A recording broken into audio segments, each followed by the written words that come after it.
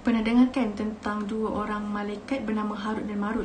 Sebenarnya, kisah tentang Harut dan Marut ini hanya diceritakan di dalam Al-Quran dalam surah Al-Baqarah ayat 102, di mana berdasarkan dalam ayat Al-Quran ini tadi terdapat pentafsiran umum mengenai Harut dan Marut, iaitu dua orang malaikat yang diutuskan oleh Allah Subhanahu Taala untuk turun ke bumi.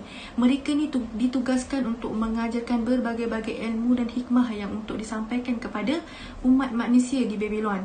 Banyak sangat penduduk dekat Babylon menimba ilmu pengetahuan daripada mereka, di mana ilmu pengetahuan yang diajarkan itu bertujuan untuk kebaikan sebenarnya, dan kedua-dua berharap bahawa ilmu yang mereka ajarkan ini tidak digunakan untuk tujuan mengkafirkan diri. Akan tetapi pengetahuan yang mereka berikan kepada penduduk tidak selamanya mereka gunakan untuk tujuan kebaikan, tetapi mereka juga menggunakan pengetahuan yang diajarkan oleh Harut dan Marut itu tadi untuk bermaksiat kepada Allah Subhanahu Wa Taala, dan salah satunya adalah untuk memisahkan seorang suami dari isterinya. Dalam pentafsiran tersebut ada dua perkara yang perlu digariskan. Yang pertama, Harut dan Marut ni merupakan malaikat, dan yang kedua, yang diajarkan oleh keduanya bukanlah ilmu sihir melainkan hikmah dan berbagai-bagai ilmu. Itu merupakan salah satu tafsir dari ayat tersebut.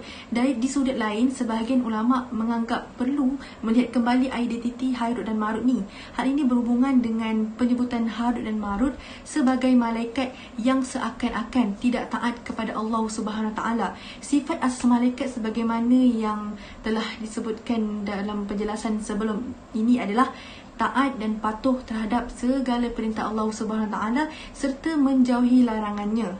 Sedangkan dalam kisah Harut dan Marut yang digambarkan seakan-akan dua malaikat tersebut bertindak mengajarkan sihir, yu'allimunan nas sihr. Sedangkan mengajarkan sihir merupakan tindakan yang terlarang, sehingga ciri-ciri malaikat tidak nampak pada diri Harut dan Marut. Oleh kerana itu, banyak mufassir yang mempersoalkan maksud kata malakain di dalam ayat tersebut. Lafaz itu sebenarnya tidak hanya dapat diertikan sebagai dua malaikat, melainkan iaitu dua raja.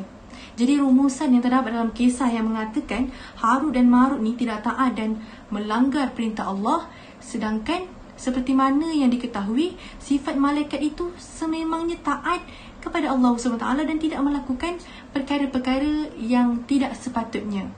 Itu merupakan kisah tentang Harut dan Marut yang diceritakan di dalam Al-Quran dalam surah Al-Baqarah ayat 102 tadi.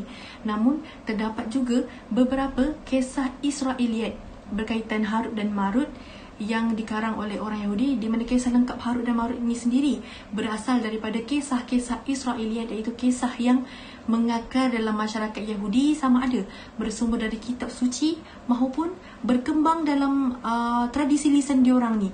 Dan cerita-cerita tersebut sedikit sebanyak mempunyai pengaruh terhadap pentafsiran Al-Quran. Dan tidak hanya pada masa kini, bahkan pada masa sahabat dan tabi'in, cerita yang bersumber daripada orang-orang Yahudi ni beserta dengan mitos-mitosnya telah pun tersebar di kalangan umat Islam. Sayangnya, sebahagian di antara orang-orang Yahudi ni ada yang secara sengaja memalsukan hadis Nabi Muhammad SAW. Menurut Imam Al-Tabari dan Ibnu Kathir dalam kitab tafsir diorang, mereka memberikan contoh beberapa cerita palsu tentang Harut dan Marut ni. Mereka memetik sebuah riwayat daripada As-Suddi tentang kisah dua malaikat Harut dan Marut yang mencela perbuatan manusia yang sering melakukan tindakan tak terpuji dan melanggar hukum. Jadi persoalan status Harut dan Marut ini sebagai malaikat ataupun bukan, kita hanya boleh mengembalikannya kepada Allah SWT semata-mata sebagai Rabb yang maha mengetahui segala-galanya. Sekian, itu saja daripada saya. Bye.